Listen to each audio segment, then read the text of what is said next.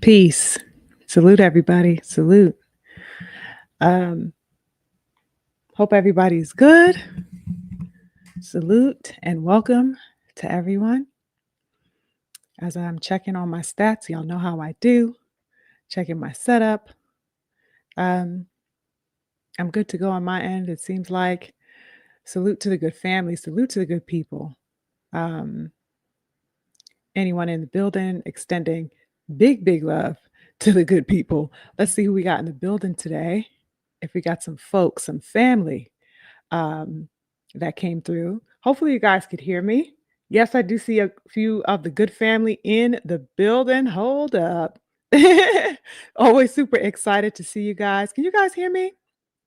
You hear me all right? Let me know if all is audible. And I will definitely begin saluting the good family as the good people come through. Let's see who we got in the building today. Happy Sunday, everybody. I hope you guys are well. Let's see who we got. Oh my goodness, we got the Professor X in the building. He says, salute, Sister SugarFreeMars. We here and we support you 1000%. Thank you so much, Professor X. I appreciate you. It's lovely to see you. Thank you so much for rolling through. All right. Hope everything is well with you, King. Salute to my coach. The king and the coach himself is in the building, aka my number one comrade, 10 toes on deck today. Salute to the king and the coach, Hudson. He says, salute to the queen of boxing media, my number one comrade, Sugar Free Mars, with his fists and his heart. Thank you so much, King. Always wonderful to see you. Always a blessing to have that soulful energy. Okay, 10 toes on deck in the building. It's always wonderful to have you, King. Thank you so much for joining and making the time to come chop it up with me this Sunday. Oh my goodness, my big bro, the Druth. What's up, Druth? Infinite blessings to my big bro, Drew Titan in the building. Big salute to you, King. Thank you so much for making your way over here, even if it's just for a short time. I appreciate your presence, King. Thank you so much. Infinite love to my twin, the lovely King Daryl Anderson in the building. He says, salute to the beautiful queen, aka my twin, Sugar Free. All right. And salute to the rest of the kings and the queens in the chat. Big love, Daryl. You already know what it is, twin. You know how we get it popping today. And of course, all right, the nods all the way have to be up. Not halfway down, but all the way up. All right. You know how I'm stepping each and every Sunday. You know how we stepping, King. Big love to you. Thank you so much for joining. Oh my goodness, we got some love, some early love in the super chat today from the King, Nata 8697 in the building. He says, salute Sugar Free Mars and salute to the mighty LDBC. Infinite love to the LDBC always. Those are my brothers. Okay, salute to those kings and the whole crew. Let's see who else we got in the building. My beautiful sis. Hey, beautiful sis. She's in the building. Yes, my good sister, my beautiful one. The queen, Cami Cam, is in the building. She says, salute to my beautiful sis and salute chat family. Absolutely. It's so good to greet you guys. As you guys are coming in, we have someone named Young World in the building. He says, salute, queen. Salute to the chat. Oh, my goodness. My counterpart is in the building. Big, infinite love to the King Freedom's March. 10 toes on deck. Big blessings to you, King. I hope everything is well with you and the family. Yes. I see you cooking like after the fact. I have been missing your lives, so I haven't been able to really jump on this past week. But I definitely get the reverberation of the cook. Okay, and you are 10 toes with the politics and keeping tabs on the Trumps and just everything that's going on. Keep up the great work, King. You guys make sure you go follow Freedom's March, right? Infinite love to you, King. The King Accurate is in the building. He says, salute, Queen Sugar Free Mars and family. Big love to you. Thank you so much for joining. Oh my goodness, we got the King D in the building. He says, salute, Sugar Free. Big salute to you, King. Thank you so much for joining. Oh my goodness, we got the OG, Jonathan Simon, joining us today. He says, salute, Queen. Blessings to you. Hit the like button. Yes, indeed. Thank you so much for saying that. You guys know that I tend to just like focus on one thing and I always forget to say that. But definitely hit the like button on your way in, good family. Be so kind to do that. Feel free to share the content, whatever it is that you want to do that, right? Support the channel, support the cook that we are doing here. Thank you so much, King Jonathan. Lovely to see you. We got some love in the super chat again. Big step in. This time it's from the King, Glenn Mickens. Thank you so much for the constant support for the channel. I definitely appreciate the support that you provide. Thank you so much for joining. Oh my goodness, here he goes. The King, Stephen X is in the building. Oh my God, I wonder if you get tired of me always saying it like that, but it's just something about having to dramatize that. That's like, I get a kick out of that. Salute to the King, Stephen. He says, Queen, peace and love and blessings this Sunday. Thank you so much, King. Same to you. I hope everything is well with you. I hope you had a wonderful week. Oh my goodness, we got my Queen, Mama Love, Chiquila Fields in the building. Salute to my Mama Love. She says, salute Warrior Queen and the chat family. Yes, indeed. See, my family is just like, we're just our own little, adorable, dope, fierce bunch, right? Everybody knows each other. It's just like we sit up here, in the living room, just kicking it, right? I love the good family. Salute to the King, Druth, my big bro, in the super chat with the love. He says, salute to my sis and salute to the chat. You already know what time it is, King. Thank you so much for the support of the channel. Right? Your presence is enough, but thank you so much for your contribution. I definitely appreciate the support. Oh my goodness, we got some more love, and you guys are making me blush. Hold on, let me take my time here, you guys. Let me take my time here, you guys. Y'all are making me blush with all this loving in the super chat. Salute to my counterpart, the King Freedom's March. He says, salute to my lovely counterpart. All right, you already know where we at. You know how we rolling, King. Infinite love and blessings to the good family. I definitely appreciate you guys. I hope that everything is well with you always. I like to extend that type of grace to you guys. Hope you had a good week this past week. Mine was very, very good and productive. I got some work done. I got some creative projects on the side that I'm working on, musical projects that I have been working on. Y'all, I was up to like 5 o'clock in the goddamn morning, like a damn maniac on my keyboard. You hear me? Just making all types of beautiful, beautiful ass music that I can't wait to share. So I'm excited. But yeah, writing, just keeping myself just creative in that creative field is always good, right? So I had a very fulfilling, past few days. Pretty much generally the whole week was very, very fulfilling. So I hope the same was for you. I hope that you guys have found, your little avenues to get yourselves together in whatever capacity you guys enjoy doing that. But definitely extending some wonderful energy to you guys. And I'm hoping that we are entering into a positive and fulfilling and prosperous week. Sometimes it doesn't have to be the dramatic things, you know what I mean? Sometimes it's the little things. I was reminded of that a couple of days ago by somebody I respect greatly. He was like, yes, it's just the little victories is what he called it. So yeah, it doesn't have to be, a big dramatic hyperbolic expression of prosperity. Sometimes prosperity is a good cup of tea, right? And you just taking that in that moment and being grateful for that. Or, maybe you found $20 that you forgot about or something like that. Sometimes the most random things or the smallest, seemingly small things can make a big difference. So just remind us to be centered. But yes, let's get to this boxing talk, you guys. Now, I am anticipating this fight. You guys already know how I feel about the Brian Norman, Devin Haney adventure that we are going to be going on, that we are in preparation for, that we have been, just so ecstatically awaiting, right? I'm just in a mood that is not necessarily overly hyped, but there is an anticipation that I have. And I guess this is kind of the calm before the storm, because there will be a point where I start wilding the hell out, right? Just in the lead up to this fight, and my energy is going to get there. But right now I'm kind of like on a nice little chill, little, you know what I'm saying? I'm like, I'm like cooling out a little bit. Okay.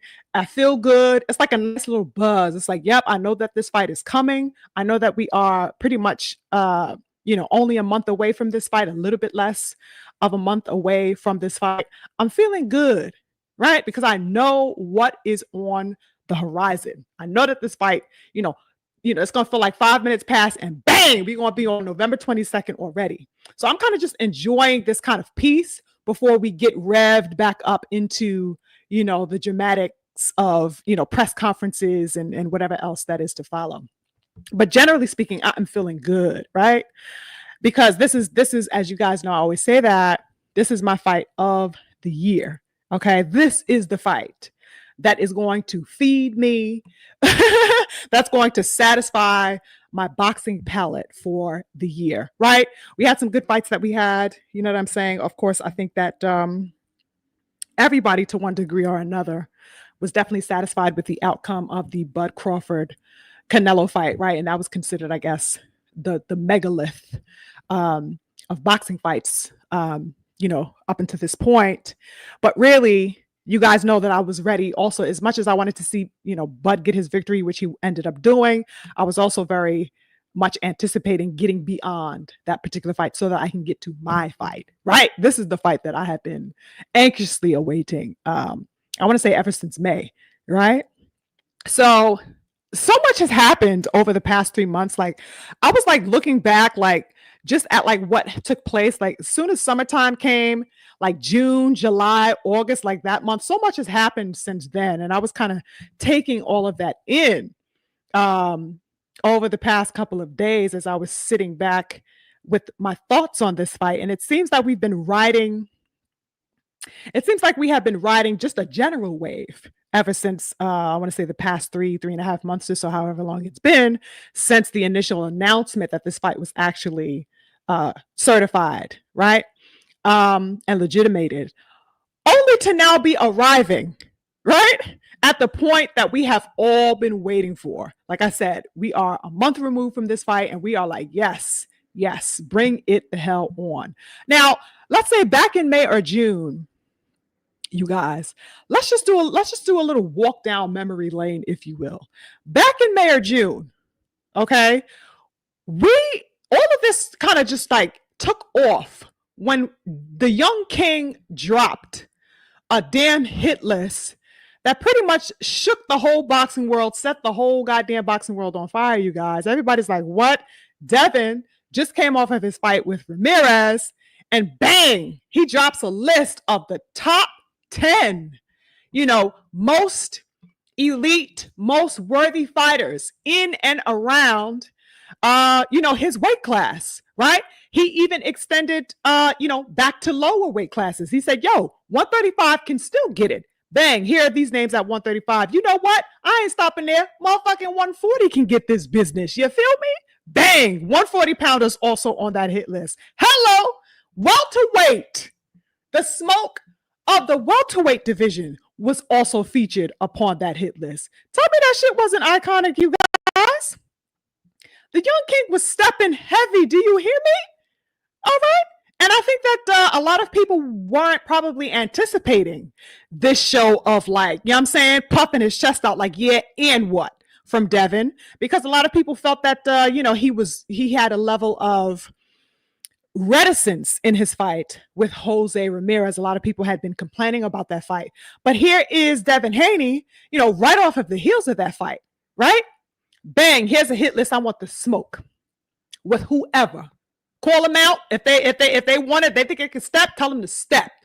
And I just thought that was wonderful, right? So everybody was kind of, whether you were complaining about it with the fucking fanboys painting your nails in glitter pink colors, or if you the real boxing fans like we are, everybody, no matter what degree or avenue or extreme you kind of stood on, everybody's eyes were, brought to that hit list. Like, oh, okay, he's calling for the smoke. And I just think that it gave the boxing world a jolt that it needed, right? It was kind of like a wake-up call. And I loved it because for so long, as we have been talking about, you guys, so many aspects within boxing have kind of gone tepid, have kind of gone lukewarm, a little bit cold, if you will. Okay, so that hit list kind of was the spark that set the boxing world on a spiral. A much needed wake up call was given, in my view.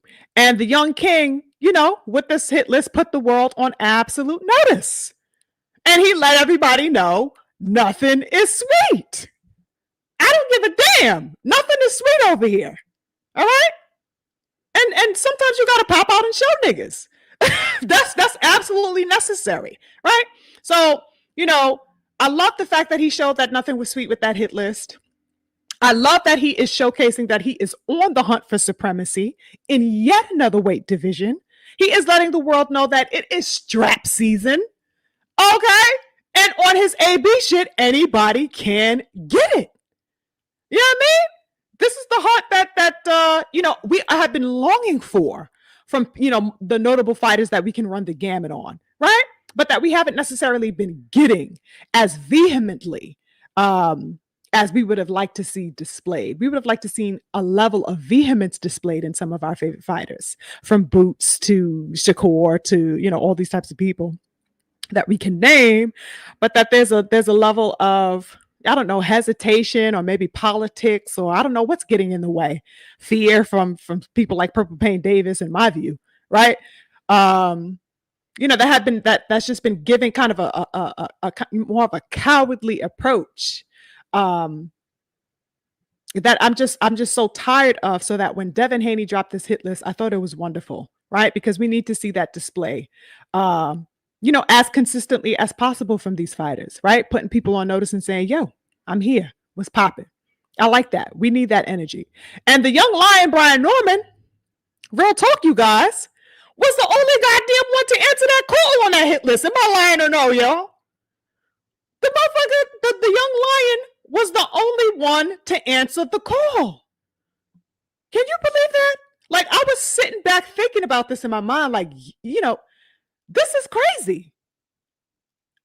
When I am reflecting on it, when I recollect what the past several, 3-4 months have been, I am looking at aspects like that hit list and I'm saying, damn, young lion B. Norman was the only one to answer this call. Did you see the names on that list, you guys?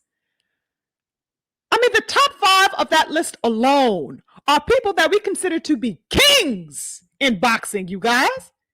And none of them fucking wanted to smoke with the young king. Ain't that crazy? Like, when we reflect on that, that's literally mind-boggling to me. The young lion, Brian Norman, was the only one to respond to and answer the call that the young king Devin put out. And when we think about that, you really got to consider, being the only one amid a slew of men, a plethora of men, considerably elite men, elite fighters, the only one amid all of that who have opted to take the challenge with Devin. All of these other men are operating and showing a level of reticence that's diabolical to me. All of them tiptoeing around the smoke with Devin, which is insanity. You're out here pretending, to be caught up with other things. Oh, I got things going on now, you hear? Like the goddamn coward puss, Teofimo goddamn Lopez. Oh, I can't be fighting him now, you hear now?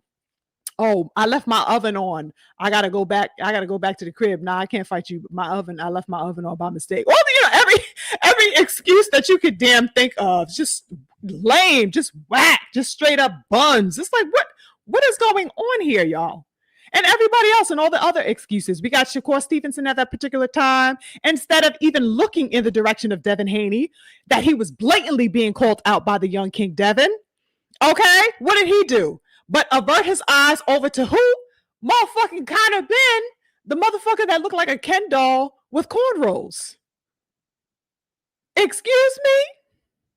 You got your eyes on goddamn Conor Ben at that time?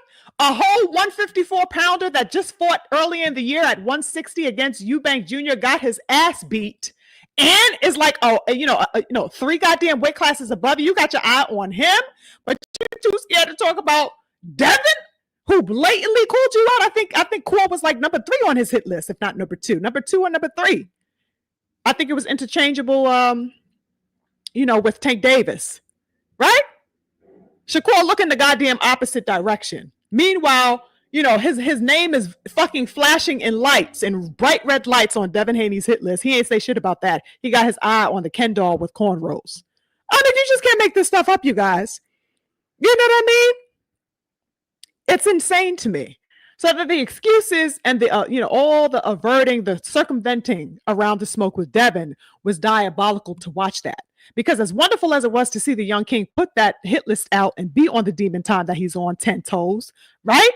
It was interesting the lack of pushback that he got within days of that particular hit list being dropped, you guys. Wasn't that an interesting spectacle?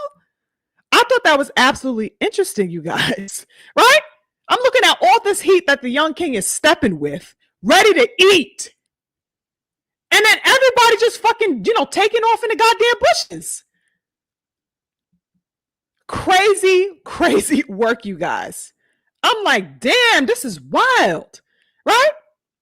Everybody pretending they got something to do. Everybody pretending like they didn't see that fucking bright ass fucking light with their name on it shining. When the reality is, beautiful people, the reality is that, it really came down to the risk in taking a fight with Devin seems to be one that countless folk have not been ready to claim. Nobody wanted to take the risk in fighting this man for whatever their reasons may be, right? Some of us may say it's fear. Some of us may say, well, they're fighters. They don't fear anybody. Whatever the reason may be, you guys, motherfuckers ain't want that fucking smoke. That's period. Okay? They didn't want no goddamn problems with Young King. And that's just crazy. All of the people who have considered themselves to be big and bad and the man, I am Himothy out here. None of them, absolutely none of them wanted the smoke. All of the people who have considered themselves to be him, they just swerved and detoured, as far away from that range of fire from Devin as possible. And a lot of that was absolutely exposed and clearly evinced, right? Now, my thing has been, why have so many people avoided this particular collision course, you guys? Why?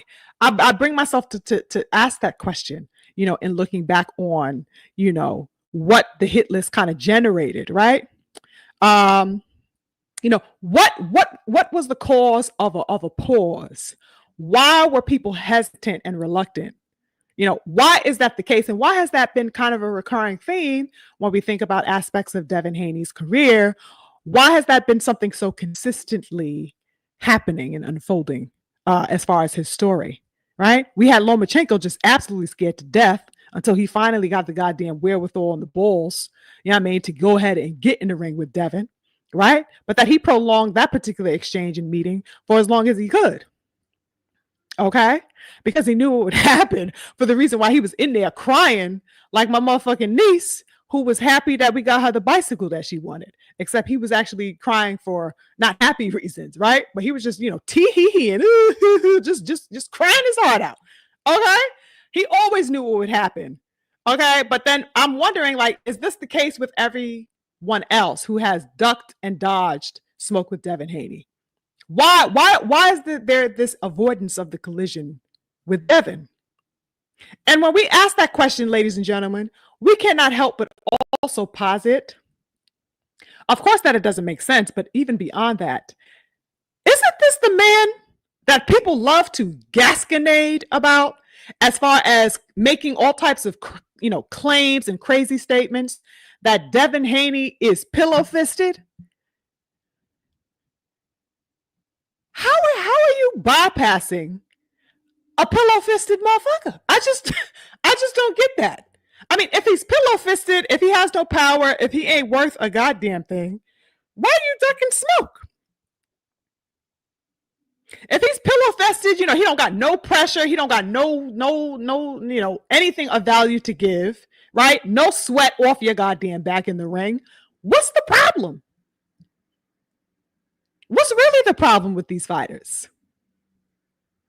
I mean, that's their excuse. That's not to say that that is the case, right? Because Devin got all the power that he needs to get the job done.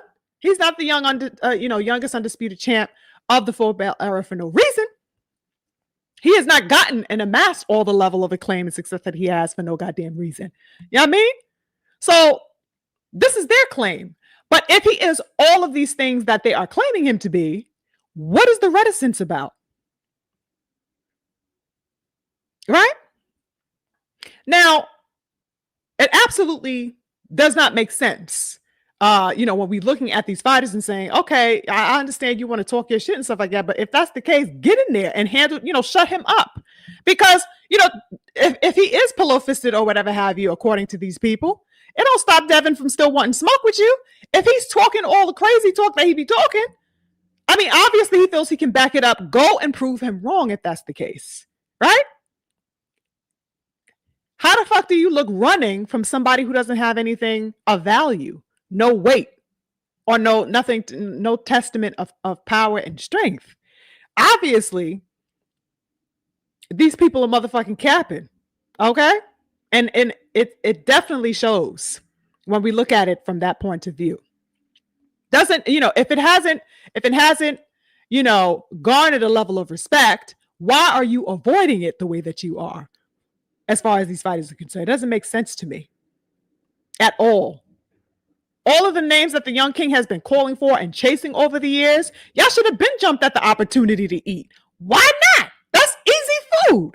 If you're out here hunting and claiming turf, that's easy food for you to get. And Devin is always coming with the straps. So not only do you get to eat, but you get to dethrone or attempt to, one of the most viable, credible names in all of the sport. And on top of that, you stand to become a champion at that particular time that Devin, was holding the straps. It's just crazy to me. If it's such an easy meal, clean the goddamn plate. And that's just something that these fighters who have been ducking him haven't seemed to have gotten the courage enough to do, which is very strange to me. If you're out here trying to solidify, a sense of your own acclaim as a fighter. The Young King is one of the most notable names in all of the sport, brothers and sisters. This man sits at the top of the boxing mountain. You understand me? The top. How is it that people have so conveniently ducked this man for, as long as they have? And when I sit back with that, I am constantly awed,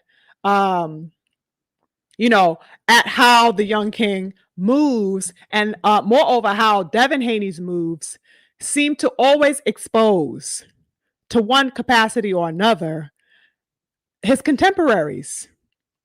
His moves always seem to reverberate and shine a light on the moves or the lack of movement of his contemporaries. I don't think that that's necessarily a direct outcome that he looks for. He is just moving as he needs to move, right? He is just doing things according to, the achieving of his own goals. So he's not looking to kind of cast any light, right? He's just going for his goals in his own lane. But as he tends to move, and all of the achievements that he claims for himself, all of the lanes that he creates for himself, always tends to and somehow exposes inadvertently the lack of movement or the reticent movements of the others around him in the sport. I think that's definitely an interesting aspect. Now, the fact that we are officially 1 month away from this fight, beautiful brothers and sisters, I get excited every time I think about it, because I know as the days pass, we get closer and closer and closer and closer, right? We are inching towards that. Like I said, we have been patiently but anxiously awaiting this fight. I'm definitely excited for the Young King to make his official debut at 147. Of course, he fought Ramirez. I believe that was at 43, right? So that he was already in welterweight territory. But of course, come November, he will be, meeting the weight limit of 47, which is going to be wonderful to see. He's looking absolutely beautiful, you guys, in the photos and stuff like that. The photo that I put in the thumbnail is one of the recent ones that I saw circulating that he had posted from his training camp, right? So that every time I converse about this fight, I am super amped, right? I'm definitely galvanized by the idea. Because the reality is that this is such a beautiful, I cannot stress this enough. This is such a beautiful fight. This is such a beautiful fight for boxing, you guys, and its significance is a weighted one because we literally have the future of the sport, ladies and gentlemen, competing at the highest level on November 22nd. You feel that? We have the future of the sport competing at the highest level in effort to claim turf and kingship. I mean, it just does not get any bigger than that. These beautiful brothers are who is going to be carrying this sport 5, 10 years from now. Brothers and sisters, long after all the people that we know and hold up now, like your Buds and your, whoever else that you want. I mean, that's the most prominent that I can think of right now. People are on their way out. Even people like the Charlos and stuff like that. The notable names that we have been upholding for, let's say, the past 7 to 10 years, right? These men are soon going to be on their way out. It is going to be the young king that is taking us forward, ladies and gentlemen, into the next great wave. It's going to be people like, Abdullah Mason, who is also featured on this card. People like Bam Rodriguez, who is also featured on this card. And of course, one of my top gunners, David Benavidez, he is a young king as well. He is going to be taking us, all the way in. So that this card in itself really is speaking to the future of the sport. This is everything to be excited about as a boxing fan. I absolutely love this card. Of course, I always highlight the young King Devin and the young lion Brian Norman, right? Because they are like the main attraction for this fight, even though they aren't necessarily quote unquote headlining. To me, they are the headliners, right? But that it's, the youth, the young talent, the young kingship is on full display, brothers and sisters. Like, I just get a fire in my chest when I think about that. These beautiful brothers up in here. What? This is absolutely satiating my boxing palate. 1000%.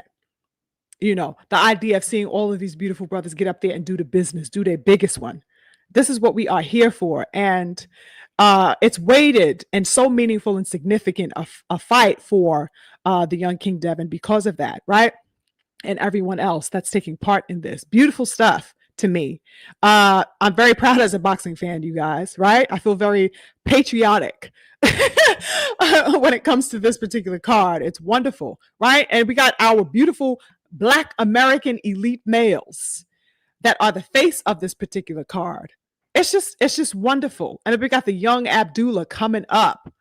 It's just wonderful, you guys. I get excited seeing our brothers, have this platform and opportunity to showcase their skills and their greatness. It is of paramount importance, that we as boxing fans put all of our attention, all of our respect, all of our support on these men. Because, like I said, they are who are going to be ringing in the next 8 to 10 years. The following coming years belong to these young men. So it's definitely significant. And I hope that everybody, puts on a wonderful performance, right? I'm very excited about this. I have been catching some photos, like I said, of the young king in sparring, right? One of which is on your screen, but also there are other, little ones here and there that I have been keeping up with. I think he has been posting some on his stories as well on Instagram. I'm not sure if you guys follow him on Instagram. I do, and I'm also on Twitter. So, but that's my personal Instagram, but Twitter is like my sugar-free, whatever. So I have been, coming across these photos. He looks so healthy. He looks so wonderful. He looked like a goddamn grown-ass man, which is crazy to me because I'm so used to, I call him Young King, right? But then he is looking like he is just coming into his own as a man. It's wonderful to watch. And I just feel like, I think he's really going to showcase something special next month for us, right? So he looks wonderful. He looks healthy. He looks comfortable. He looks like he's going to bring some strength. He's looking like, he's going to be plenty durable and in shape to be able to deal with whatever pressure, that Brian Norman intends to bring to him come November. He's in hella shape. You know what I'm saying? I just love it. Now, I'm expecting nothing but heat come November 22nd, with that being said, you guys. Okay? Because the way Devin is looking, it's looking like he is coming with all that pressure. You hear me? Like, I don't know. I don't know the ins and outs of anything that man got going on. Okay? As far as game plan or, the mindset going into this, but I can tell you this man looks absolutely ready for war. Okay? I can say that. And of course, we've been seeing, of course, images of Brian Norman as well. And he's looking super. I mean, he's always in shape, right? He has a wonderful physique, but then he looks like he has been locked in, which is good because I'm expecting him to be his best, right? So I think we're going to get quite the statement, you guys. I keep feeling like, I just have a feeling like we are going to see quite the statement made for this fight between these two young men. You hear me? Like, something special is going to be given with this particular performance. Now, this is why I give so much credence, at least in this department, because of course I'm not Team Norman in as far as like this particular fight. Maybe overall after this fight, I could go ahead and be a supporter of him again. But of course I'm 10 toes with Dream Team all day. But at the same time, I have to give him the respect because this young man is this young lion that actually answered the call amid all fucking duckery that we have been seeing once Dev put out that damn hit list. This young brother answered the call, right? He was the one that put on that warrior heart and said, I am with it. Let's get it popping. And you got to give the young lion, Brian Norman, the credit for that. You got to put your respect on his name for that reason, if nothing else, as far as the build up to this fight, right? Which I definitely love. I love that warrior spirit. To take the challenge, and it tells me a lot about his spirit, right? Which is good. Even though I'm rooting for Dev, I definitely want a competitive fight. I want warriorship for both men. Say what you want about Norman, right? At the end of it all, especially us diehard Devin Haney fans, right? Brian Norman showed up and he signed up to give us a championship fight that would have otherwise gone asunder as far as it being an opportunity on the table if he was a coward just like everybody else. So salute to the young lion Brian Norman for that. Now, I hear people have been giving their analysis here and there. I've been coming across people giving their analysis as far as, giving aspects into what people are expecting of the fight. I don't necessarily want to get into that at this particular moment, not just yet, at least, right? But so I have been hearing people giving insights into things like the fight itself, also people giving insights into maybe what the training camps are going to be. I want to say so far over the past couple of months, we haven't really had much to work with from these brothers. You know what I mean? Like, once the whole drug testing shit died down, like back in July, and it was certified that he had taken his VADA testing and that he had showed his results, there was kind of things kind of went quiet for a bit. Not completely, right? Because there's still some aspects of it that were as far as that father is concerned, right? I mean, he's just been goddamn everywhere. But as far as Brian Norman, Norman Jr., he kind of brought the volume down a little bit, aside from maybe some interviews here and there. But things kind of quelled a little bit, right? Devin has absolutely been 10 toes in the lab, looking wonderful, hearing different things that he is, getting some amazing work in. Norman Jr., right?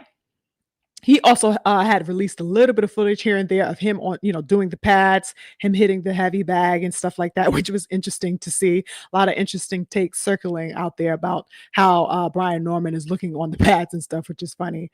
But he's working, right? Nonetheless, he is getting the work in just like Devin is. And I say that to say that a lot, pretty much for the past, let's say, month and a half or two, a lot has been left to the imagination with this particular fight, which is, makes me even more curious as to what it is that we are going to see, right? Because when they are not talking, we can only enter, we are not in the training camp with them, right? We don't know what they're going to be looking like unless they release a little clip on Instagram or on Twitter, release a photo here and there, whatever have you.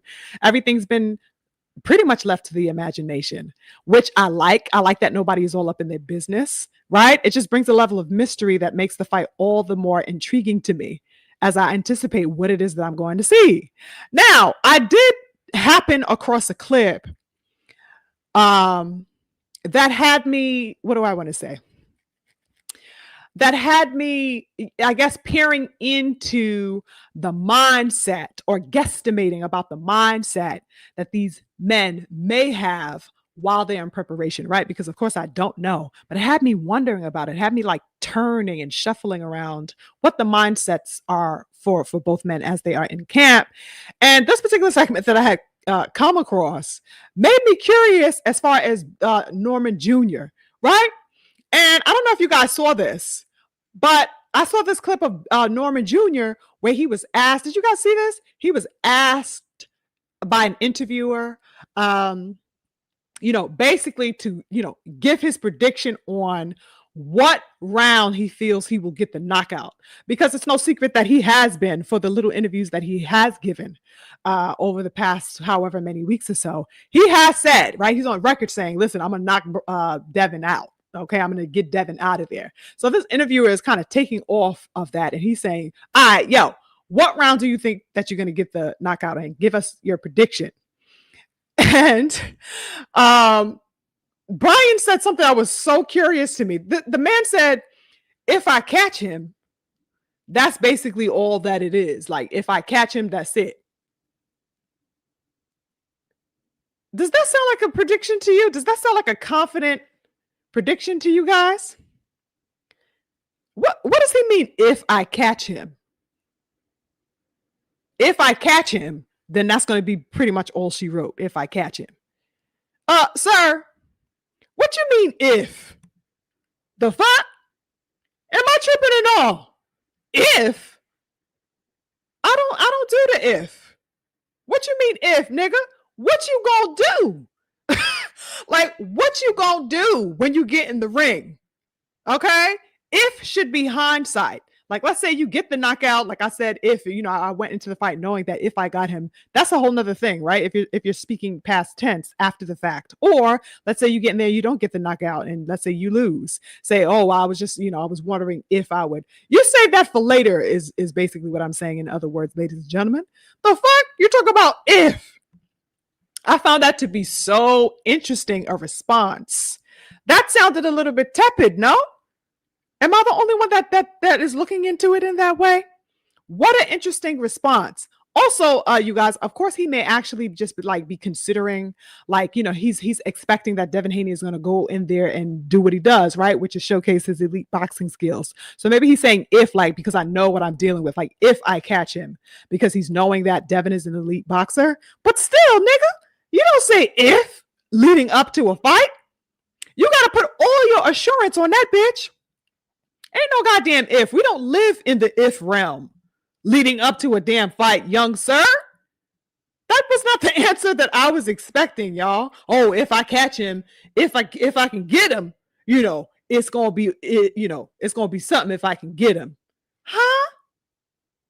No. I don't want to hear no if. I don't want to hear no if. Little things like that really, really, really make the optics of this fight curious to me. I'm like, are you confident that you can catch him? What are you planning on doing? It also brings up the question, are you banking on, that the slim chance or whatever little fraction of a chance that you may get him? What are you betting on? Are you prepared to catch him or no? Because you can get him. You don't got to say if. There is a way for you to get him if you know how to get there. You don't have to say no goddamn if. If if you are putting the provisions in to get it. Ain't no if. So I was curious about that. Honestly, I think that this fight is going to evince a very sharp, distinctive contrast.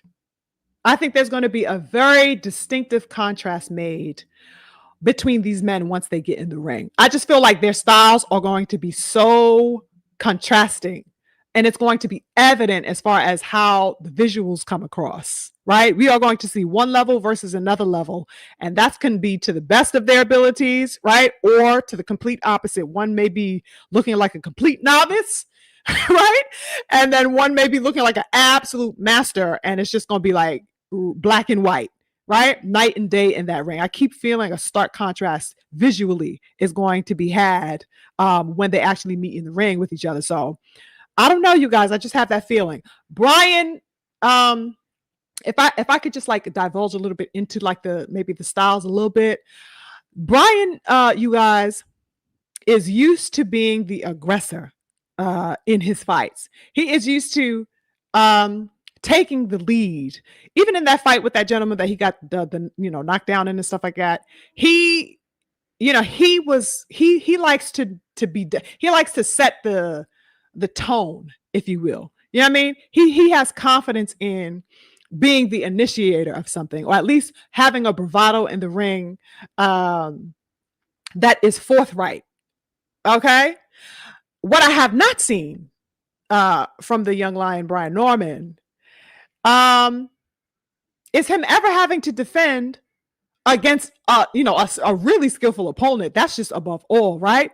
But even beyond, if I take it further, beyond that, what I have not seen of Brian Norman Jr., you guys, I have not seen this man have to be in a position to defend himself against a lethal, clinical jab for 12 rounds. That I have not seen. I have not seen that. I have not seen him have to exercise that. Not only has he never gone 12 rounds in a fight, period, in all of his career, right? But that, now we are also dealing with, the fact that this man will have to deal with in real time. He's going to have to, in real time, deal with one of the most beautiful and educated jabs of this era. That's what he's going to have to deal with when the young king is in front of him. Do you understand? This ain't no goddamn average Joe. What he is dealing with when he is dealing with Devin Haney is a master boxer. That's what's going to be in front of him on November 22nd, ladies and gentlemen. He's not getting in there with somebody that's just going to stand there and walk forward like goddamn Haki Saki. Haki Saki was fighting, so, he had no wits about him. He had no intelligence in that ring, right? Haki Saki fought fucking, he fought like a goddamn, I don't know what the fuck. Like he had goddamn blindfolds on. He couldn't see what he was, doing. He wasn't trying to see what he did. He's just walking forward, and then he walked his ass right into that goddamn uppercut that put his goddamn lights out and had him forgetting what his mother's name was for 6 weeks. Haki Saki didn't know what he was doing. He had, he just didn't, he didn't have the, he had no boxing skills anywhere near, to what, anything close to a fraction of what Devin Haney would be able to do. He had not even a fraction of that.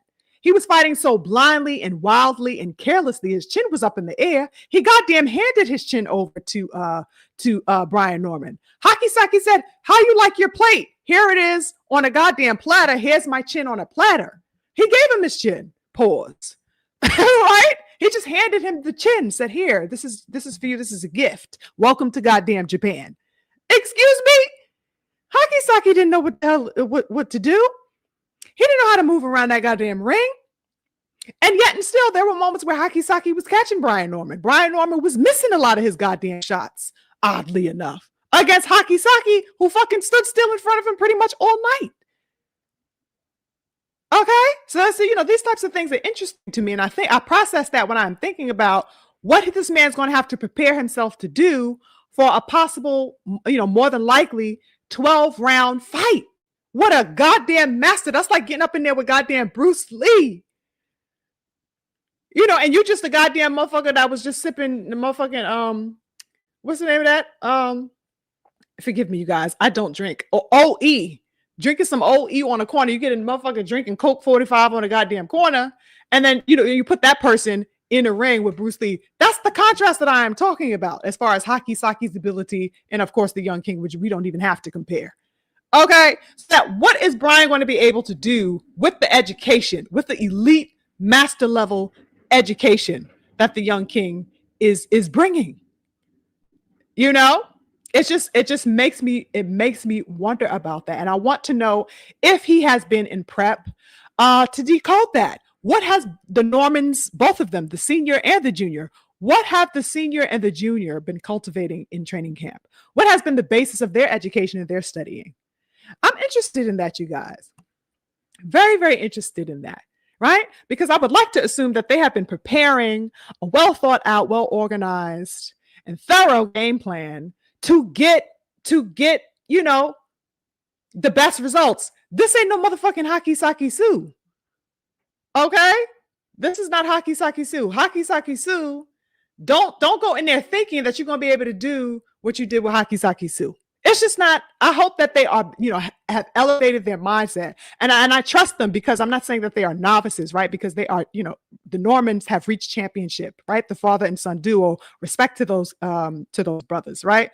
But I'm saying that the level of opposition that they have faced previous to that, even though, Junior has been glorified for that knockout, let's not forget that goddamn he knocked out Haki Saki. You understand? Like, we can't bypass that, you guys. Yes, it was a beautiful knockout. Yes, it was picture perfect, I guess, right? Some people even deemed it to be knockout of the year or possible contender of knockout of the year, whatever have you, up until that point. But it's fucking Haki Saki Su.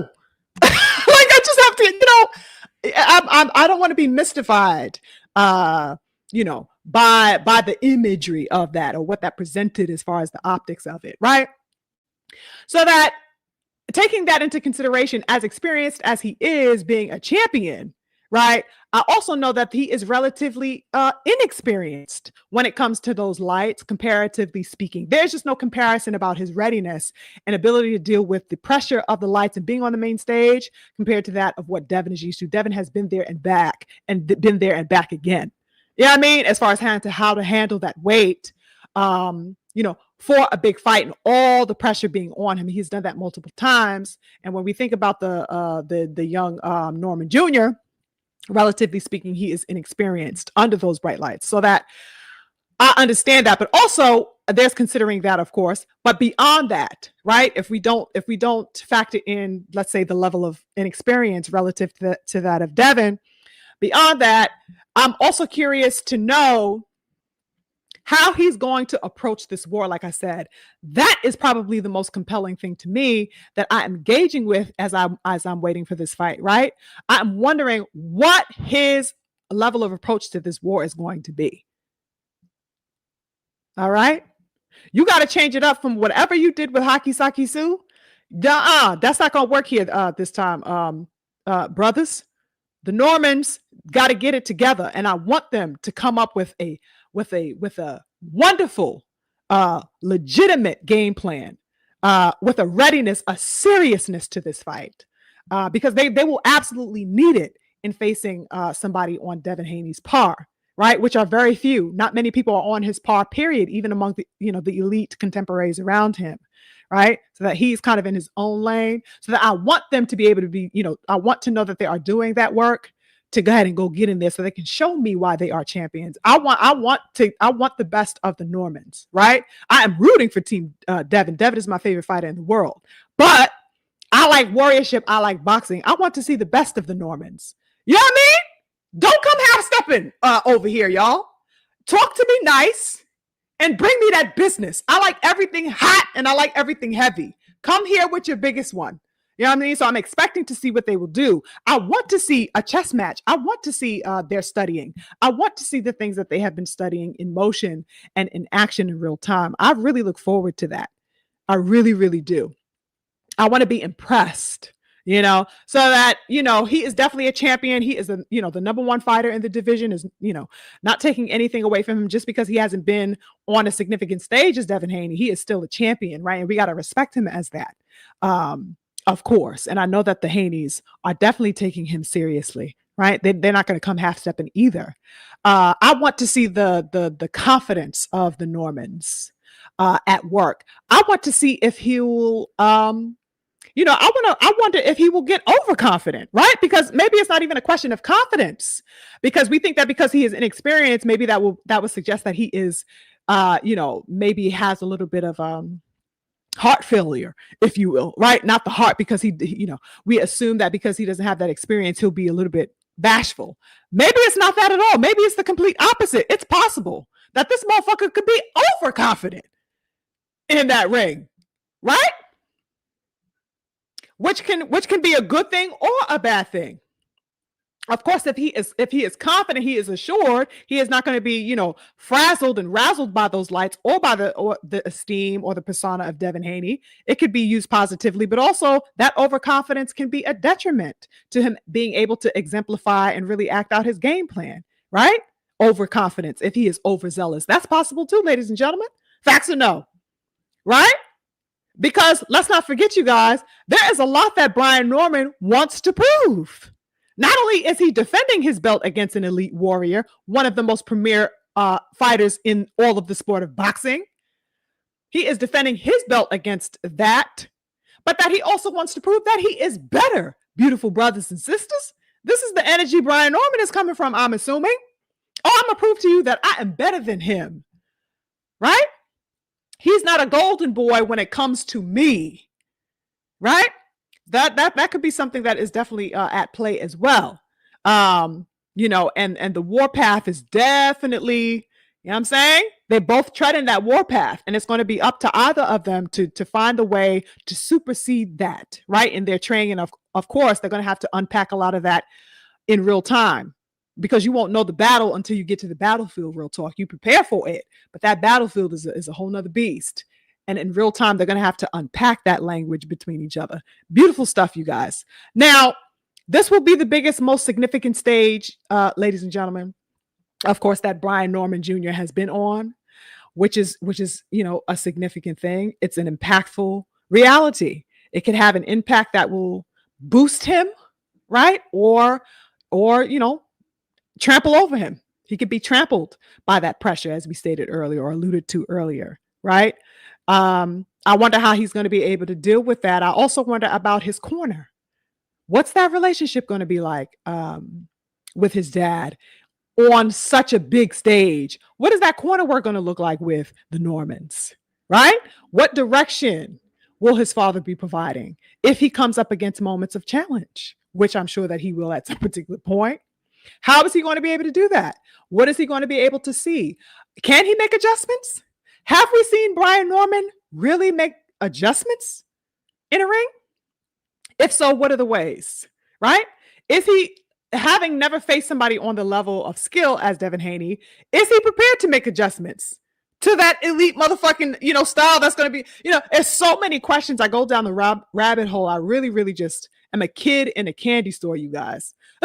Like unpacking all of this shit. Like, what's going to happen here? What's going to happen there? Are they going to be ready? I'm just all over the place, bubbling with excitement, because, those adjustments, beautiful brothers and sisters, those adjustments from Brian Norman are going to be the key that unlocks the door.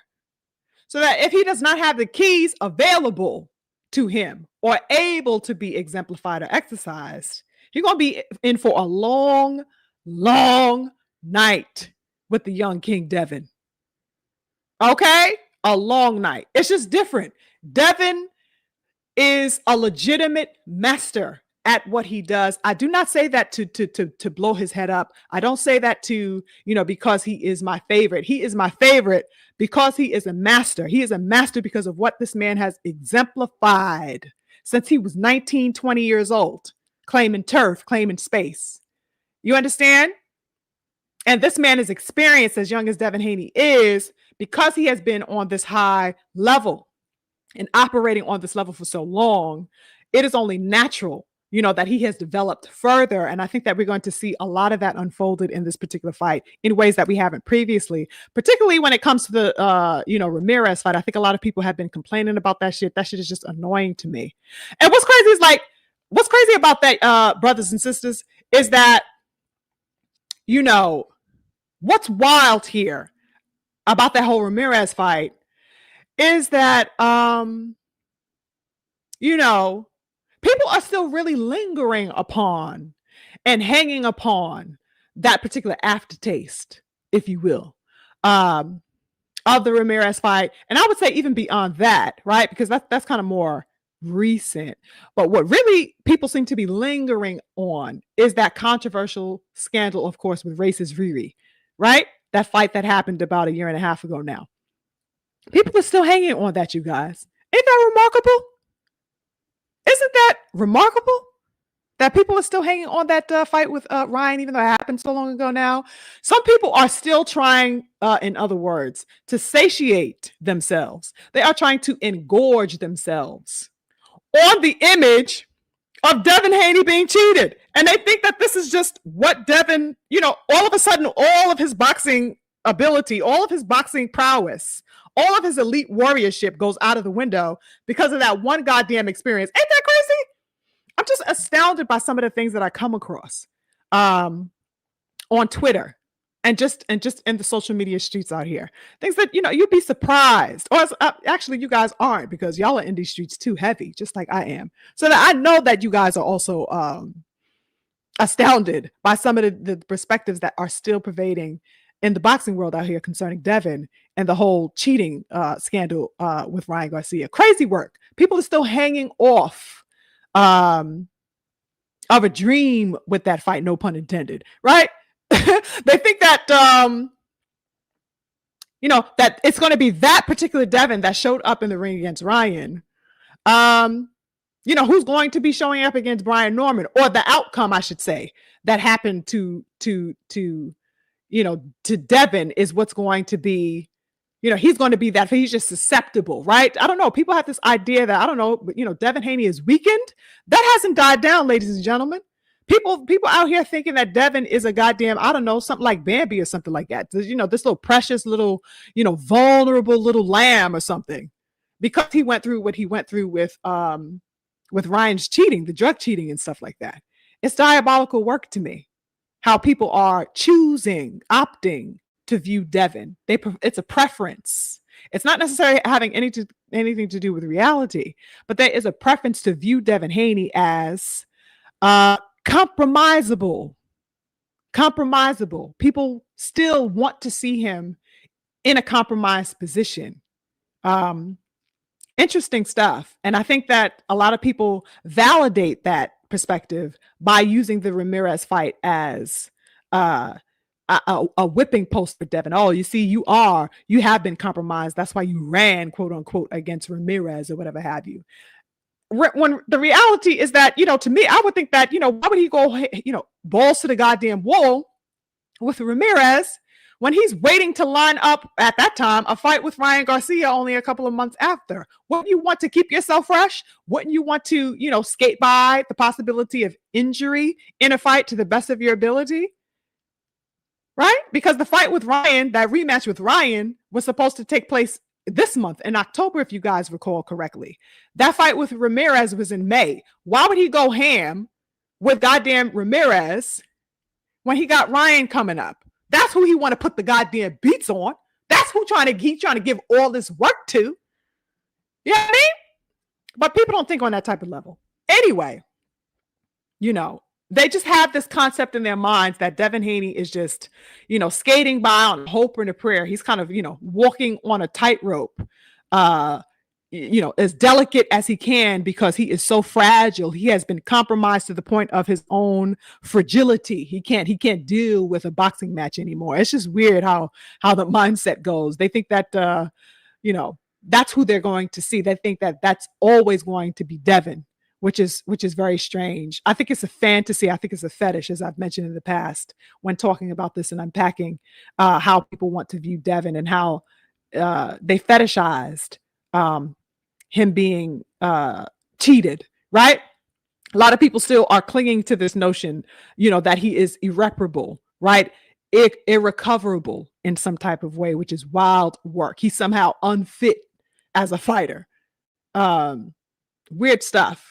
Many are also still, I'm sure many of you see, a lot of people still lamenting over the Ramirez fight, using that as an excuse, for his cowardice. Somehow Devin is a coward. He can't pull it out of himself. He's a shell of himself. He has the PTSD.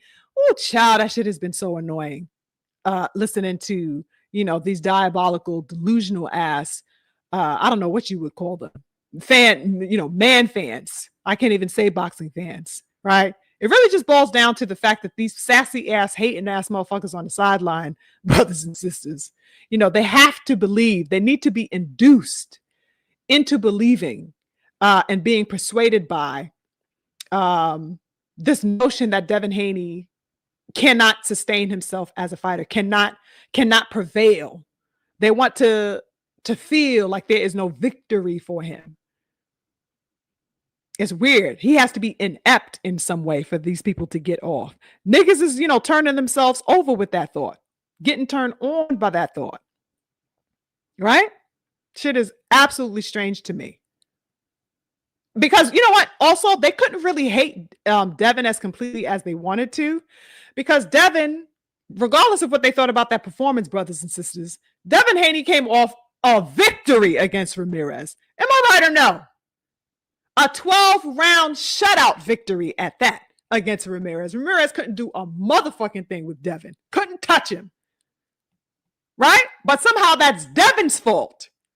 That Ramirez's ineptness, caused him to not be able to pretty much essentially lay a finger on Devin Haney, because he was inept. He was inadequate in some way. He was ill-prepared for the boxing prowess of Devin on that particular night back in May. Right? Somehow that's Devin's fault that Ramirez couldn't bypass those measures and get his own victory and have his own successes. Crazy work. Now, I'm wondering, given all of that, you guys, I'm wondering if I brought up that mindset because I'm wondering if the Normans are coming into this fight with that mindset.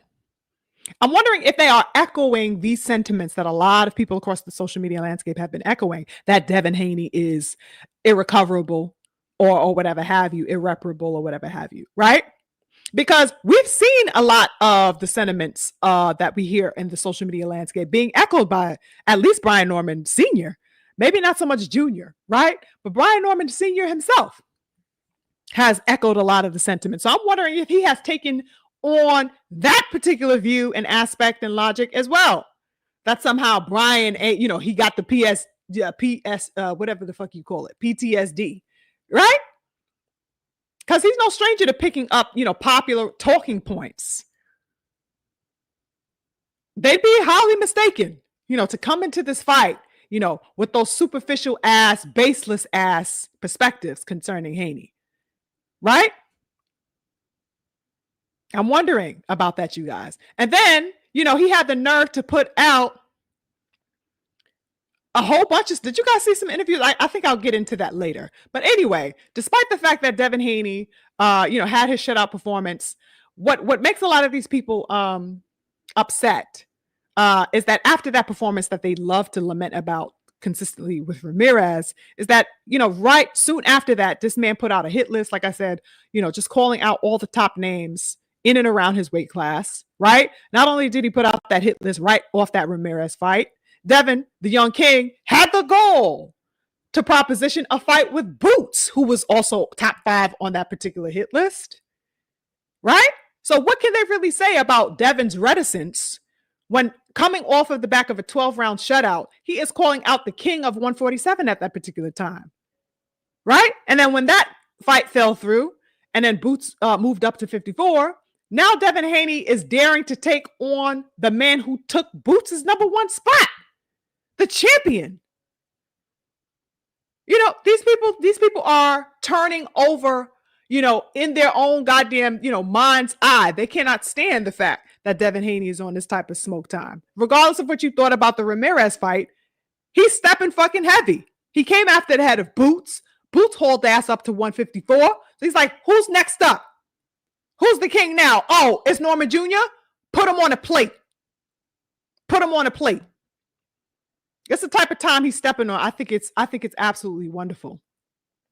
Absolutely wonderful. Oh, I'm not sure if you guys also heard that Brian Norman, I think in an interview, I don't remember if that was that same one, but he had mentioned that as far as the night of the fight, he intends to make Devin fight his fight, right? That's an interesting perspective.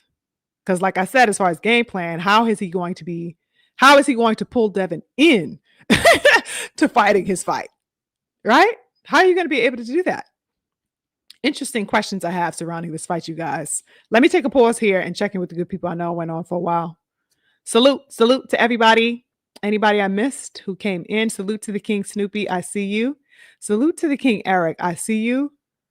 He says, hell yeah, throughout the whole card. Fire. Facts. My twin says, I'm hearing good stuff about his training camp. Yes, indeed.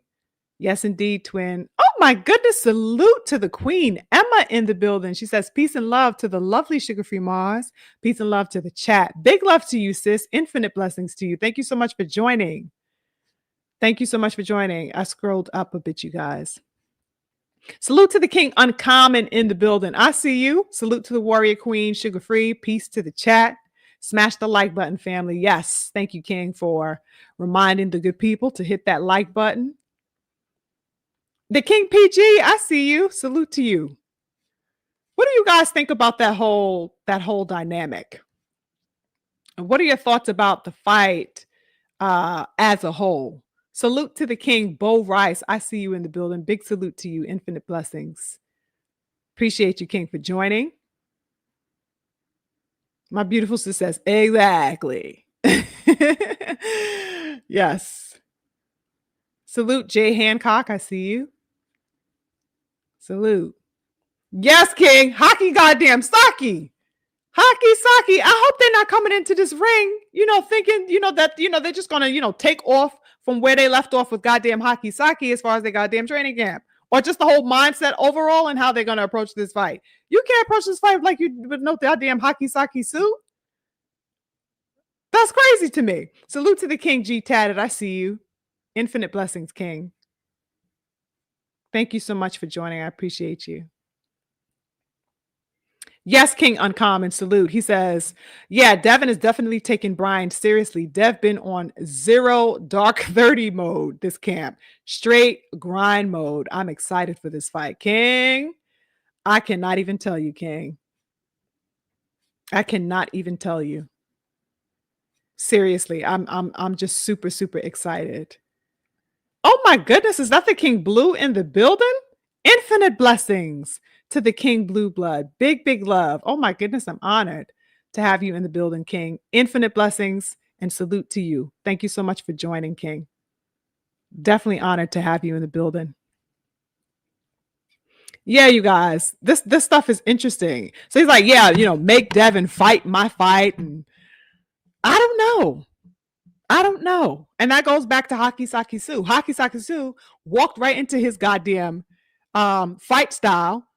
And it wasn't even that Hockey Saki Su fought goddamn Norman Jr.'s fight. Hockey Saki didn't have no goddamn fight style of his own. Apparently, up against the likes of Brian Norman, he was just a sitting goddamn, a sitting target. He had no protection, no parameters around him that was going to, protect him and show, a level of versatility that would be able to keep him away from the onslaught that ultimately found him. I don't know, you guys. Interesting stuff. But I am intrigued, that he thinks that he could make Devin Haney fight his fight, right? I just hope that the work that he is doing and has been doing, has been to play that game of chess, because he's going to have to really, really be an educated fighter in that ring come fight night, to have his successes, right? I'm definitely interested to see that, you guys. Now, speaking of Norman Sr., now I get that we are in preparation for war, right? I totally, absolutely get that. Okay. That this is wartime, right? These men are getting their psyches ready. They are preparing mind, body, and soul to destroy one another. Totally get that. All right. This is not the time at all, to be playing nice or to be playing it safe when you are in preparation for that. And that includes, your little, your interview runs, your press runs, whatever have you. Totally get that. Have no problem with that at all. But ladies and gentlemen, I would be absolutely remiss if I did not mention how Senior is just as vexing and as outlandish as he wants to be. Am I the only one that feels that? This man really knows how to get under somebody's goddamn skin. Okay? As far as how he talks in his interviews. What an irksome approach this man has.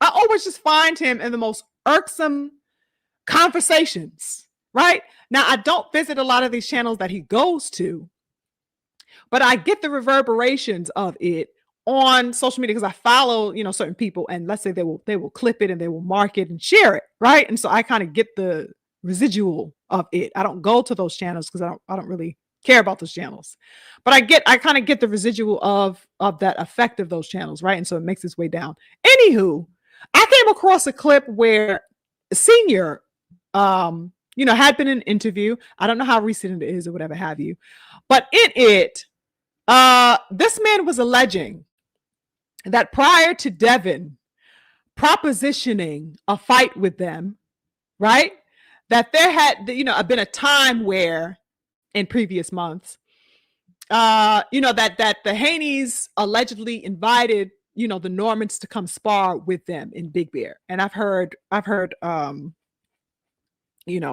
this go around, that they had invited them to come spar with them, which is, all fine and dandy.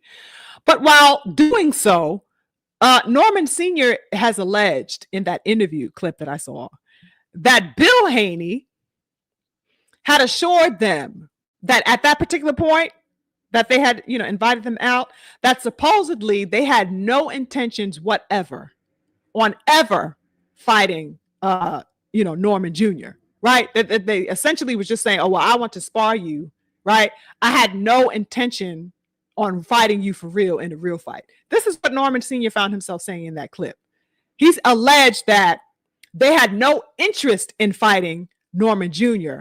And moreover, brothers and sisters, this man said that apparently or allegedly, Bill had stated that he had no intentions on fighting black fighters, period. Period. Ain't that crazy? Now, this is what he said in the clip. Quote, "Go look at the resume. He told me that. Floyd showed us the way. The money is in the black and green. That's where the money's at."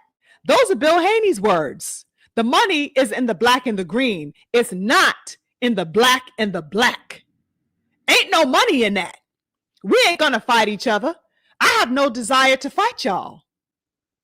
That's how I knew that nigga wasn't trying to fight us or nothing else. End quote. Did y'all hear that? This man is saying that Bill Haney only finds value in fighting non-black fighters. He has no desire, moreover, to fight anything black because money is in the black and the green, not against black versus black. What the fuck? When I tell you I was so off, I'm like, excuse me? You talk about Bill Haney or another motherfucking Haney that, that somebody got, shares the same name. I know you ain't talking about Bill Haney. No money in the black versus the black. Now, I find this, of course, ridiculously difficult to believe. That's just first off. Because, ladies and gentlemen, when has Devin Haney, DHP, ever, and I mean ever, ducked or dodged smoke with a black fighter, let alone any goddamn fighter. You guys? When have we ever seen fucking Haney duck anybody? When has it happened?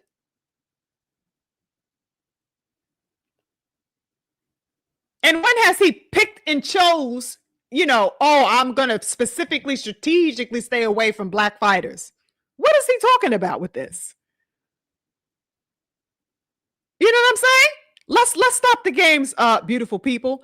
The biggest names that Devin Haney has been calling for ever since he was 19, 20, 21 goddamn years old have been the names of elite black fighters. Those have been the most prominent call outs that this man has made outside of Lomachenko, because he was to the rooftops about Lomachenko at a time. But in addition to that Lomachenko call out, he was also calling for the smoke with Gervonta Tank Davis just as vehemently and adamantly. He was also calling for the neck of Shakur Stevenson.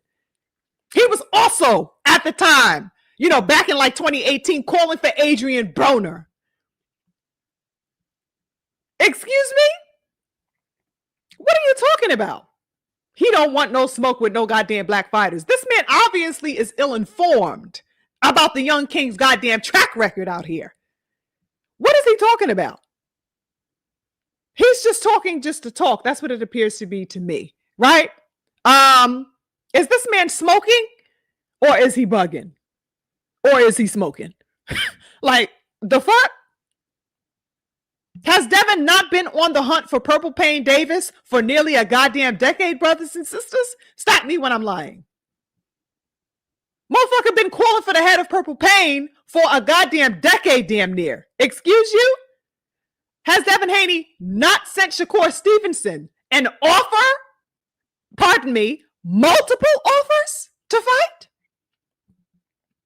Because we know that to be absolutely facts. He sent Shakur Stevenson multiple offers to fight, only to have those multiple offers turned down by Shakur Stevenson consecutively. Moreover, did Devin Haney not move up to fight motherfucking Regis Prograis, the number one fighter at 40 at that time, and demolish that man at his first fight in the 140 division? What is he talking about? Is Regis Prograis motherfucking Chinese? Is that fucking Haki Saki's cousin? Or no? Last time I checked, Regis was a black man. That's a brother. Just like me, just like you. What is he talking about? The once heralded boogeyman of 140. That Regis Prograis. Let's stop the games, y'all. Also, hello, is Devin Haney not doing the same thing? Is he not intending to do the same thing that he did with Regis? With fucking Norman Jr., your son? What? What do you mean he don't want no smoke with no black man? He don't want no black fighters. Isn't he fucking fighting you? What? What the hell? Did the Normans up, and turn to motherfucking, Italians overnight, or no? Are they not black? Y'all black, motherfucker. Like, I want you. I'm calling for you. You were on my hit list, just like all the other elite brothers on my hit list. What are you talking about? I really do think that this man, he likes to generate the wheel, right? The drama wheel, the tabloid wheel. He likes to spin that as best he can, right? That irksome wheel. He's good at it, and you got to give him credit for that, right? Because he knows how to stir some shit up as far as that's concerned. But it's absolutely imbecilic to me, that he would pose and posture. Such a farcical notion that Devin Haney all of a sudden is afraid to fight black men. Devin Haney wants to fight black men. Devin Haney wants to fight every goddamn body who think they, can step with him. It's just crazy to me. If there was no money or acclaim, quote unquote, or any merit in fighting elite black men, he wouldn't be coming for your son's head next month. What are you talking about? All the brothers who this man has been gunning for have evaded the young king like the fucking plague, like their lives have depended on it. Didn't stop him from still calling him out and still wanting that smoke with him. right? Nonetheless, even despite all of that, the king still finds himself pushing unrelentingly to get those names and to call out those names and to make sure that they know that they are still on smoke notice as it comes to him. Right? For heaven's sakes, look at his motherfucking hit list, y'all. Let alone if you're too lazy to go back and look at the past 8, 9, 10 goddamn years, right? Nearly 10 years. Just go back to May if you have a short attention span. Proof is in a goddamn pudding who he wants to smoke with. Anybody who calls themselves elite, anybody who thinks that they can match him on that type of level, he wants you. That's it. Right? Listed with all the names of the people you can think of. Right? In addition to Norman Jr., was Red Light Special Davis, Shakur Stevenson, Boots goddamn Ennis, and all of the stuff that we already touched upon earlier. Miss me with the goddamn nonsense. Whoever wants it can get it. Period. This man is just spinning all types of, I don't know what the hell this man is on when he gets on these channels. Maybe he's just, happy that he got a camera and a microphone in front of him. He want to talk up his son. Nothing wrong with that at all, bro. But come on now. Let's stop the nonsense with that. Okay? Also, brothers and sisters, over the past 5 years, hell, goddamn 3 years, right? What elite black man has Norman Jr. faced? Can somebody explicate that to me? I'm having a hard time recollecting. What elite black male athlete, fighter, boxer has Norman Jr. faced? That's a much better question to be asking, sir, in my view. What elite has your son faced in that ring? Black or otherwise? Hell, we could open up the, we can stretch the territory out a little bit, right? Can somebody tell me? Who has he fought? Right? Now, if we want to stick to the folly of the being afraid of black fighters, what elite black man has your son for? Quentin goddamn Randall? That was your elite black male? And let's say 3 years, something like that. I want to say 3 years before that, he fought somebody named Benjamin goddamn Whitaker. Who the fuck is that? Who the fuck is that? You know what I mean? A motherfucker with 15 wins, literally, and 10 losses, literally? Go have several seats, senior. Several seats, sir. You know what I mean? I have no problem with the goddamn war talk or whatever, something like that. But let's not do this. Let's not do this. Why? It's just, it's chatty patty. It's goddamn chatty patty. If you are going to be on some shit where you talking your big shit and stuff like that, you know what I'm saying? At least have something viable to disclose if you are going to throw shade, right? At least have something that's going to be weighted at the bottom, an anchor some goddamn where. Something rooted in truth and viability, not asininity, right? The chatty patty talk is nothing but asininity, ladies and gentlemen, in my view, right? Man motherfucking hauling ass, hopping from goddamn platform to platform, talking a whole bunch of worthlessness to a bunch of people who don't give a damn about anything except trying to disavow Devin Haney at any chance that they can get. It doesn't even matter. You want to get up in here 45 minutes and talk all the shit that you want to in any way that's going to lambaste or berate or belittle Devin in some way. They are happy to have you on their particular platforms, right? Because that's just, some people get off on that or whatever have you, right? Any opportunity they can throw salt, at Dev and hope for his downfall in some type of possible way, they're going to have the opening for you to do that, right? Which I guess to each their own. But at least get up on there and talk to me nice. You know what I mean? Y'all don't like chatty patty stuff. Talk to me. Tell me, how your game plan is going to be superior, even if you don't want to give away the details, of course. Talk to me nice. Like talk that grown man shit that I like. You know what I'm saying? Tell me why none of Devin Haney's experience is going to mean anything when he gets in there with the like of you. Focus on the war. That's where you get my attention at, because that's what I'm supporting, right? I want to see the best possible version of you. I want to see y'all go in there and get it in. I want to see y'all get it cracking. I want to see you bring your biggest one. Don't sit up here gossiping and bopping your goddamn gums like somebody's ratchet ass goddamn auntie with the gossip. It's just weird to me that he takes that avenue, right? I don't know. Maybe it's just me, but the art of war that I like is one that comes heavy. It has nothing to do with no goddamn chatty patty energy. Tell me what you think you can exploit of my style. Talk to me about why you find yourself to be superior as a fighter, as a warrior. Come with that, heavy, with that confident masculinity. That's how you talk to me. Nice as a, I'm looking to you. I'm waiting for you to give that to me, right? You are the war general, essentially, right? Your son is the soldier. He's going to be out taking your directives on that battlefield. Show me that confident, masculine energy, and it's just overpowering, and you're going to claim supremacy. Talk to me about things like that. What have you been, learning about your son? What are some new, skills that you want to, display? Let the world know that, listen, you guys really haven't seen my son really work. And it's actually to our benefit that you guys haven't seen him on the world stage yet, even though a lot of people may think it's to our detriment that we haven't been on such a significant, wide scale platform. I think that it's a detriment to us because we really, really, really intend to show out. And you guys really don't know all of what we're packing.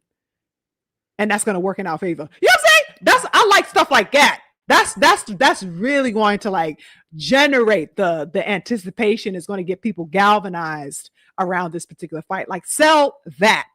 The diabolical tabloid messiness, the chatty patty, messiness is just, I just don't like that. I'm not with that. You know what I mean? Just sitting around gossiping all goddamn day. That doesn't get me up. You know what I'm saying? This man is just off and bopping his gums just left and right, child. I don't know how people keep up with that. But salute to him. I guess it kept, a level of attention on, this particular fight in some aspect or degree. And I guess all is fair in war, they say. So, he just takes that avenue. My particular preference, though, is, really focusing on that fight. Just like when we saw with that fucking cornholio situation, right?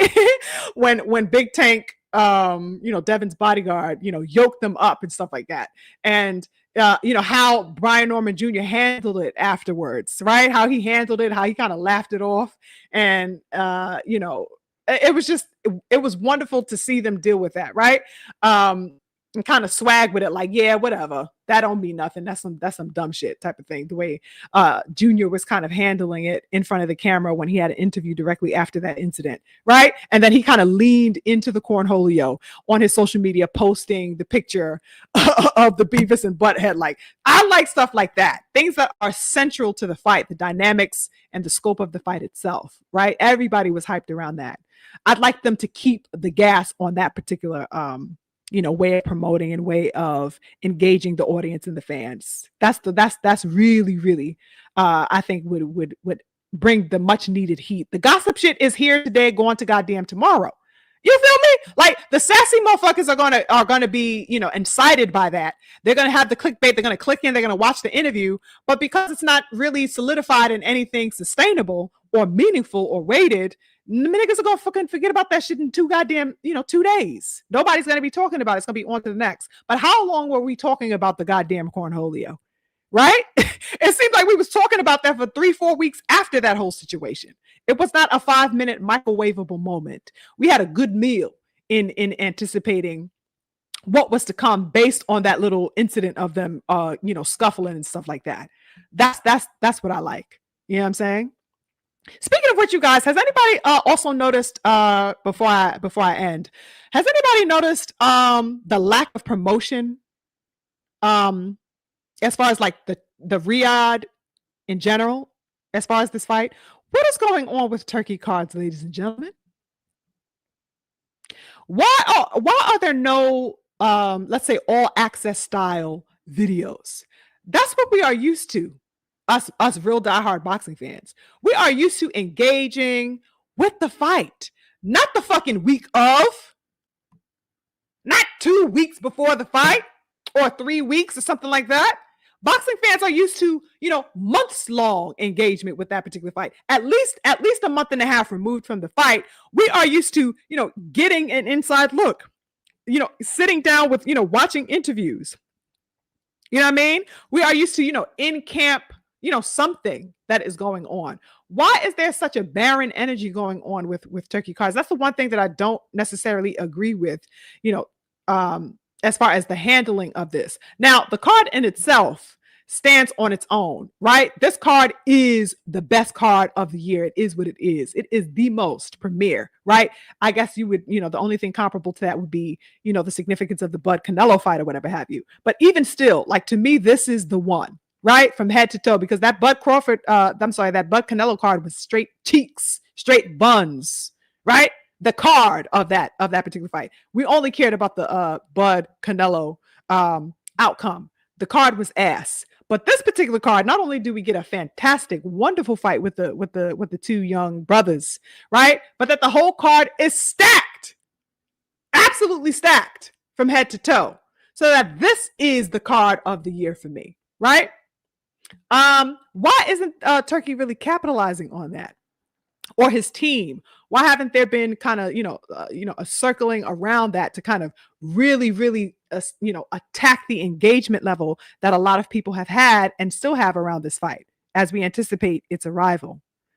I think this is they should be claiming turf here. I mean, just think about it. I mean, this has nothing to do with let's say Turkey per se, but let's just think about and remember the whole Boots fight that just passed, that worthless ass fight with the lima beans. He was up in there with motherfucking lima bean. DAZN didn't promote a motherfucking thing. Matchroom didn't promote a goddamn thing with Boots Ennis. That fight just kind of came and went, right? Not necessarily that was a fight that anybody asked for or that anybody was anticipating, right? But that had no promotion. Where is the promotion going in boxing? I just find that to be a very weird line that I find to be kind of concerning, because I'm used to engaging with the visuals, with the interviews, and the discussions and stuff like that surrounding a fight. I just feel like it's becoming a trend now that we have less and less and less amounts of pre-promotion. I mean, outside of the presses are not enough. They hold us and they, keep our attention for, that week or whatever, but we need something else. We need something else. And I guess that's probably why Senior is engaging with a lot of these other type of platforms because, boxing Twitter is where it's at, right? And so I think that, you should always tap in and keep your foot in with the people, right? You got outlets like Champside, BFTB, Drew, and, all these other platforms out here. You can take your pick really. Even if it has nothing to do with channels that I fuck with per se, but that I understand that the boxing YouTube is popping, right? So you want to keep a foot in there. But in addition to that, outside of the pressers and stuff like that, have your little inside deals. Those things are always entertaining and fascinating.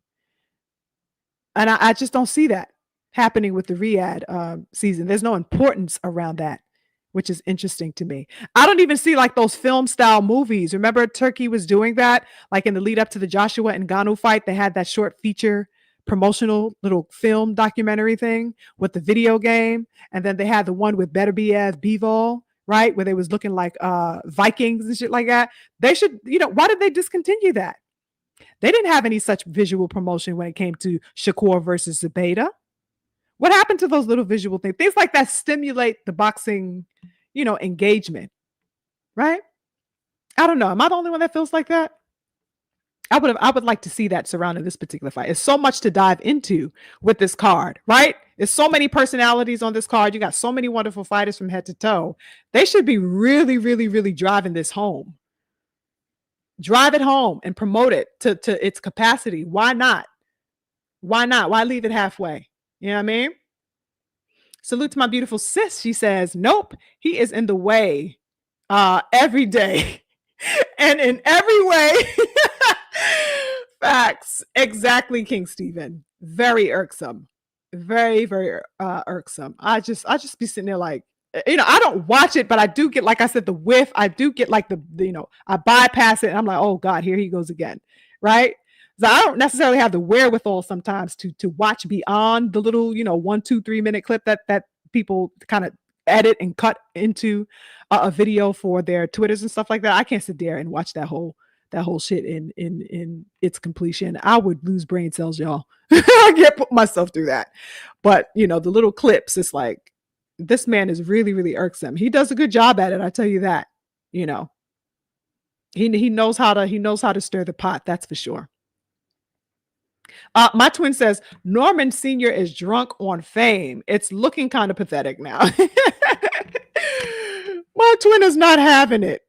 My twin is not having it. Listen, he worked himself up to this point. They worked themselves up to this point. They are milking it as they should. My preference, however, is not necessarily, that avenue or that route that he takes.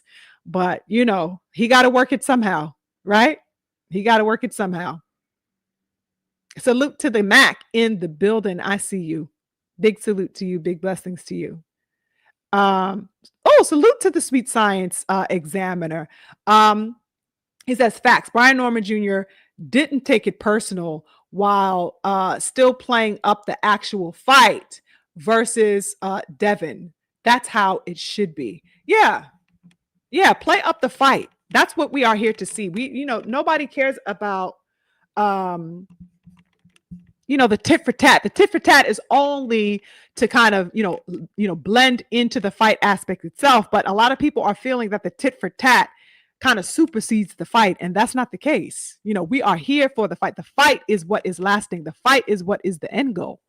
Your tabloid goddamn chatty patty back and forth, it's not servicing anything on its own, so it shouldn't be prioritized in my view. I got some super chats in the building. Let me check in with the good people to see who's 10 toes in the building. Oh my goodness, my beautiful Mama Love is in the super chat with some big love. Thank you so much, Mama Love. I appreciate you. She says November 22nd, the dream, standing 10 toes down in battle. You already know, beautiful queen. Thank you so much for the support and the love. Big infinite love to my twin Daryl. He says, just leaving my usual artwork in the chat for another great weekly boxing cook. Great insightful stuff as always, twin. Thank you so much, twin. I appreciate your support all the time. Thank you so much for showing us the love that you do in the channel, and big infinite love to all of my beautiful family who showed up today. I appreciate you guys. I don't think I really have anything else that I wanted to divulge. Anything else y'all wanted to add, or did you guys have any questions or any other inputs that oh my God, twin, you are diabolical. I'm not even going to read that out loud.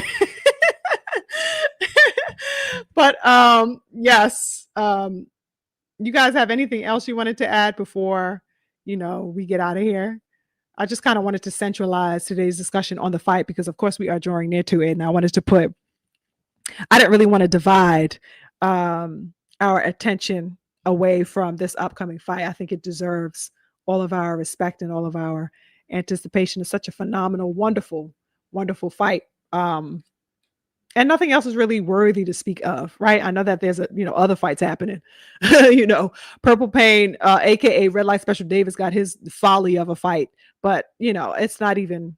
What is there to fucking break down about that shit? I want nothing to do with it. I didn't ask for it. I don't give a damn about it. So no point in kind of going in that. So I wanted to talk about an actual fight, actual attainment of legacy, actual warriorship that's going to be on display. You know what I mean? That's where I want to put my focus and my energy. So I made certain to speak about these two beautiful brothers that's going to give us a phenomenal, spectacular performance. That's what I'm expecting next month. But yeah, y'all, I think I will end it here. Infinite blessings to my good people. Thank you so much again for rocking with me. You guys, make sure you hit that like button. Smash the like button on your way out. Thank you to the beautiful family who showed love in the super chat. Thank you to all of you who joined in for some good old boxing talk. Have a wonderful week ahead, beautiful people. I will see you guys on the next one. Peace and infinite blessings.